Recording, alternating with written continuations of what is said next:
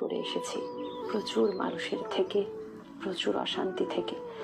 আপাতত কথা বলতে চাই না কারো সাথে, আপাতত চাই না কেউ আমায় বুঝুক, এক্সপ্লেনেশন দিতে চাই না, মিথ্যে শুনতে চাই না, বাহানা চাই না, অবহেলা চাই না।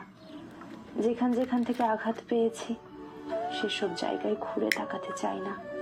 আপাতত নতুন করে বিশ্বাস করতে চাই না। একটু ভালোবাসা পাওয়ার লোভে এ দরজা ও দরজা হাত পাততে চাই না।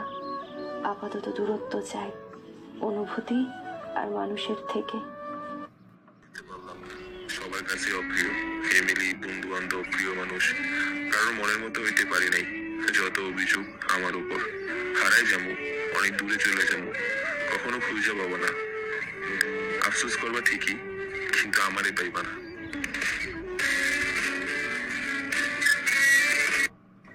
কারোর কাছে ভালো হইতে পারলাম, সবার কাছে পকেটটাকে খালি, নিজের প্রতি রাগ, মনে অবসল কিছু দুঃখ, চোখের নিচে না ঘুমানোর কালো দাগ। ব্যাস, এভাবেই চলছে প্রবাস জীবন।